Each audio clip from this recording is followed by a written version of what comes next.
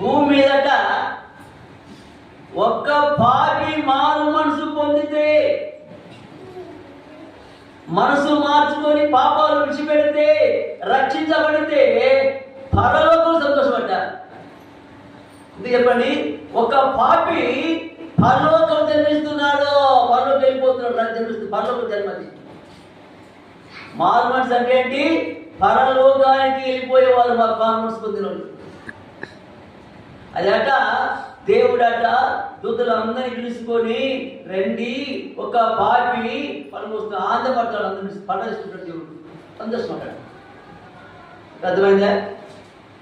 భూలోకంలో ఒక వ్యక్తి పాపాలు ఒప్పుకొని తీర్మానం చేసుకొని పాపాలు కడుక్కొని కడగబడి నీతిగా పిలిచి భక్తిగా జీవించి పరలోకం పోతే ఆనందం అంటే దేవుడికి అక్కడ పుట్టి లెక్క. అందుకే ఉన్నాడు, ఒకడు కొత్తగా జన్మిస్తే వాడు పరలోకం వెళ్ళిపోతాడు.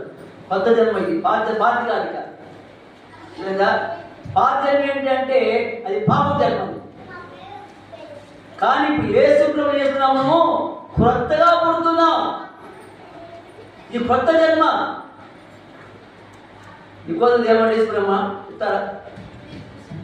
నికోదేము ఏమయ్యా మళ్ళీ తల్లి పుట్టాలంటే లేదు లేదయ్యా, నీటి ద్వారాను ఆత్మ ద్వారా పుడితే తగలిపోతాం. వాక్యం నీరు మన ఆత్మ ఉంది కదా, ఆ వాక్యం వాళ్ళ ఆత్మ పనిచేసి మార్గం తీసుకొస్తుంది, మార్గం వాళ్ళు బాగుపోతారు.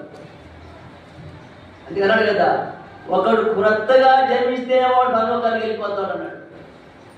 కొత్త జన్మ యేసు ప్రభువు చూస్తే ఏసే నమ్ముడు కొత్త జన్మ, పాతి కాదు, కొత్త జన్మ.